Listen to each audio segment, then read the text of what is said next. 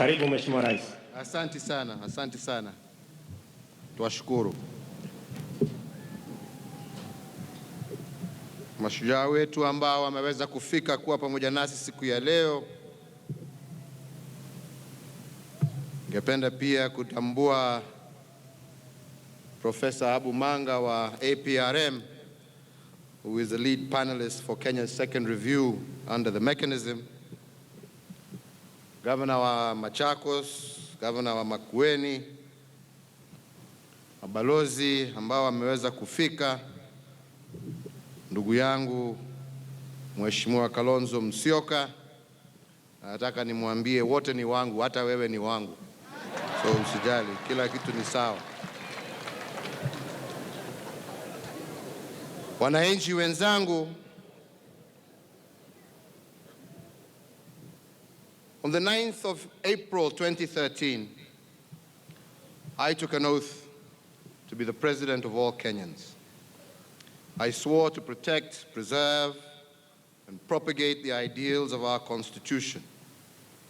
And at the heart of these ideals is the clear understanding that power belongs to the people, whichever corner of the Republic they call home. And that is why, under our new Constitution, we devolve power.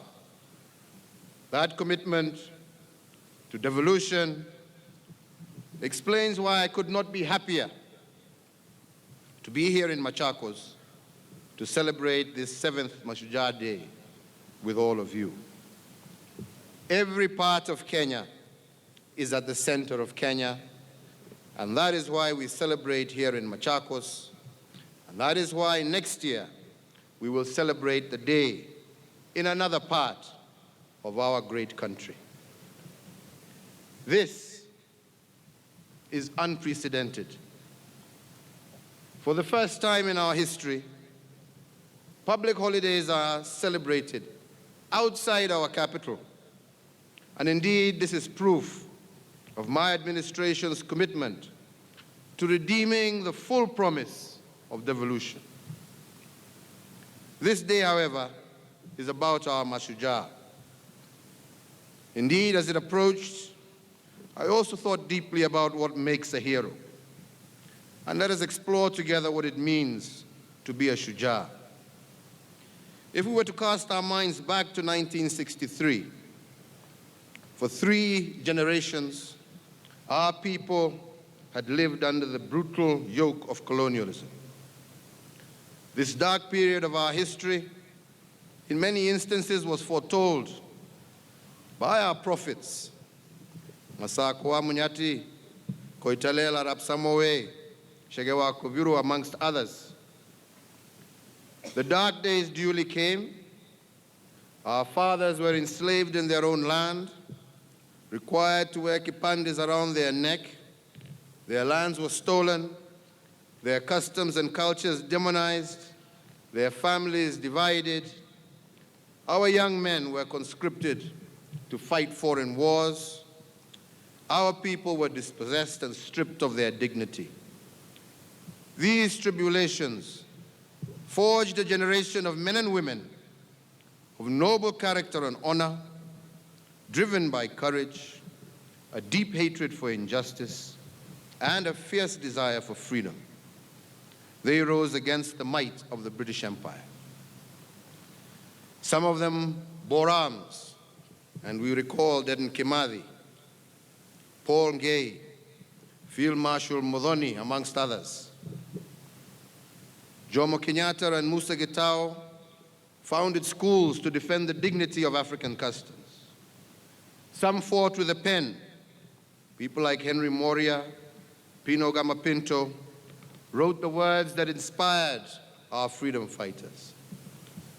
Still others gave resources and worked for our liberation from beyond our borders.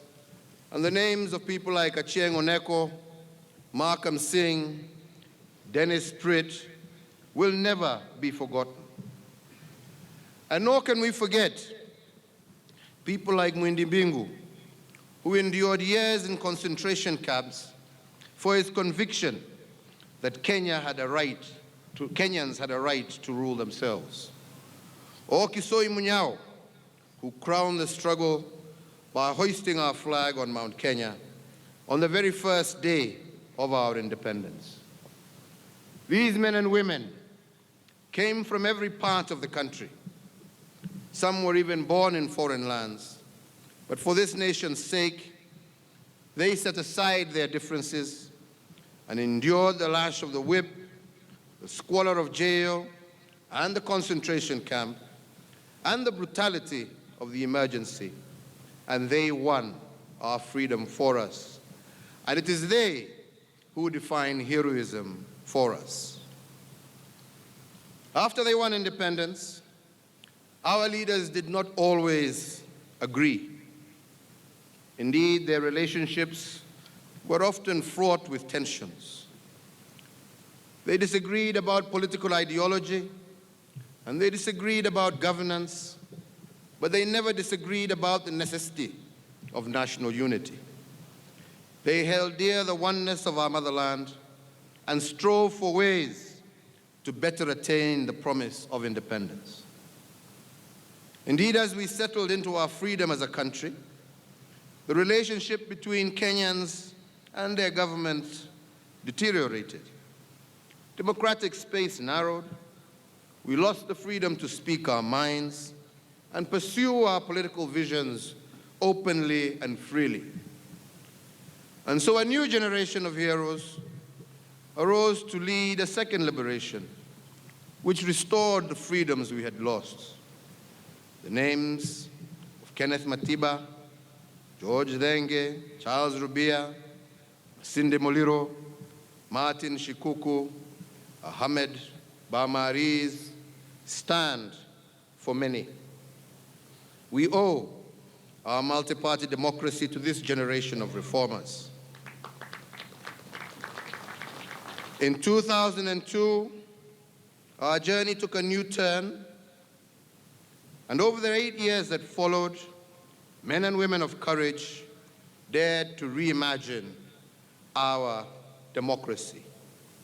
These were our constitutional heroes, and they were men and women of honor: Zamba Kitonga, Kivuza Kibwana, who is a governor today, Martha Karua, James Orengo, and many others. And we owe our Constitution, and indeed our new system of governance, to them. Ladies and gentlemen, my generation of leaders must realize the promise of this new Constitution. And we must therefore entrench devolution, and we must restore the unity our fathers attained. We can do that only by taking this nation beyond the politics of ethnicity, the politics of hatred and division. That day will come only when we build strong national institutions, and amongst them national political parties that truly show the face of Kenya and which show themselves committed to the values of our national covenant. Let me be blunt. History will judge this generation by how well we met that obligation. And yet, ladies and gentlemen, for all our faults, we are also in the middle of a new generation of heroes. Lydia Mkaye and our fellow nurses who braved the scourge of Ebola to bring healing and hope to the people of Liberia. Men like Saleh Farah, who stood up and gave his life to save his Christian friends during a terrorist attack. Innovators in technology like Juliana Rotich, and Kenyans of courage and learning like David Olesangok, who overcame his disability to study medicine and who now leads the fight for the rights of Kenyans living with disability. We have also our most recent heroes from Rio. And let me single out Para-Olympian Samuel Mushai, who brought home 2 gold medals, Jemima Somgok, the first Kenyan woman ever to win an Olympic marathon gold, and Eliud Kipchoge, whose own marathon gold ensured that it was the Kenyan national anthem that closed the Rio Olympic Games. But even as we celebrate this new generation of heroes, we accept that Kenya has changed. Many of our young people are so young that they have no memory of heroic pasts. So it is our duty to teach them that past, not least so that our young people can distinguish between heroes and the fleeting celebrities of the day whose only cause is their own fame. We also teach about the heroes of the past in the hope that they will emulate them, for Kenya still needs heroes. Our unity is not complete. We still remain divided by ethnicity, and the faults of the past still haunt us, and our politics, as we have seen today, is still too ngumu sana hii. Anyway, Kenya is a state, but it is also a nation. The drafters of our Constitution saw that Kenya is its land, is its institutions, and its people. But also, and more importantly, they recognize that there is an underlying promise that binds the people of Kenya, and our new heroes will need to hold fast to this promise. Of course, it exists in our hearts and minds, and exists in every true son and daughter of this great republic, whether they live here or whether they are making a future for themselves in the diaspora. To them, the well-being of Kenya is their true north, their reason for being. We don't identify our heroes by what they say. We know them by their deeds. Our heroes are the ordinary men and women who do extraordinary things every day. The mothers and fathers who work diligently to provide for and bring up their families. The men and women of God who teach us in our homes and communities. The workers in our public and private sectors who wake up early to build this nation. The security officers who put their lives on the line in the service of their fellow countrymen. The honest and diligent leaders in their various fields. Indeed, today, I salute you. You are truly Kenya's heroes. So this day, therefore, belongs to you too. For your day-to-day achievements inspire us to face the challenges we must confront on our path to becoming a nation our heroes can be proud of, a nation all of us can proudly call home. But since heroism is so powerful, we need to be careful whom we celebrate as heroes. Heroes do not use our diversity to divide us.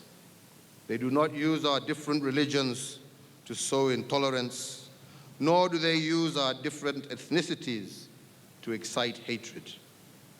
Service to family, to community, and to nation is what should define a Kenyan Shujaa. So if we wish to honor our heroes of past and the present, then we will work towards becoming better Kenyans, serving each other and our nation. To truly serve one another is to embrace one another and the nation we are privileged to all call home. It is to labor in good works aligned to the national values and principles. That is how we will secure our future as a nation. If we inculcate the spirit of service by teaching our children that serving others means that they serve themselves, and that service makes us all better human beings, better Kenyans, then we will truly be a nation that honors the heroes who won our freedom and those who restored it. Fellow Kenyans, next year, Kenya holds its second general election under the new constitution. As we all prepare to exercise our right to vote, as we pick our leaders, I ask Kenyans not to be deceived by loud and ugly rhetoric that we will hear in the months to come.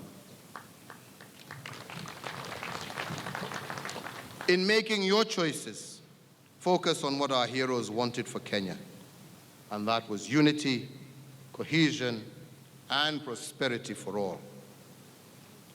Let me also in this vein speak to the nation's leadership, whether in the media or in politics or in business and society.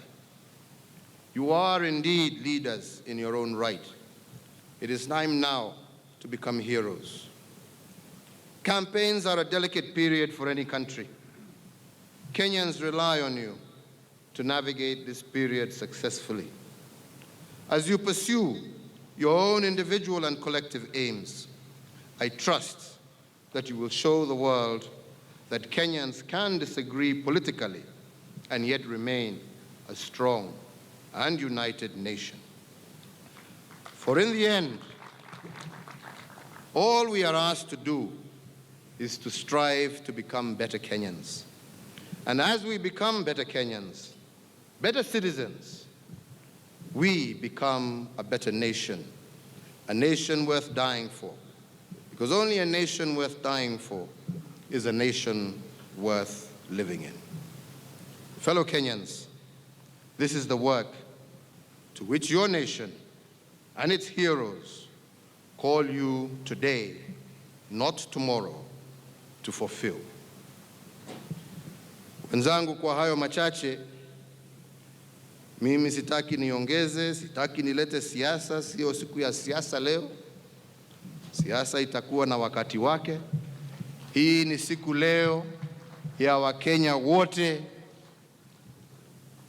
kila mahali walipo. Hii ni siku ya kuwakumbuka mashujaa wetu na kujiuliza sisi wenyewe ni nini ambaye kila mmoja wetu ataweza kufanya kuwa shujaa wa taifa lake. Na kuwa shujaa ni kuwa mtu ambaye anajali maslahi ya mwenzake. Na kujali maslahi ya mwenzake sio kusema mwenzako wa kabila lako, ni mwenzako Mkenya mwenzako, jirani yako. Usipodali rangi yake, kabila lake, dini yake, yeye ni Mkenya na astahili ahudumiwe ni wewe na mimi. Na mimi naamini tukifanya hivyo, taifa hili letu ni mengi ambayo tutaweza kutimiza, kuondoa shida mbalimbali ambazo tuko nazo na kuwa na taifa ambalo kila Mkenya atafurahia na kujivunia. Tukiwa hapa Machakos, furaha yangu ni ya kwamba mumejitokeza kwa wingi, na nasema asanteni sana kwa ukaribisho wenu na kwa vile mmepokea siku hii kama wakaaji wa Machakos. Asanteni sana kwenu nyinyi nyote.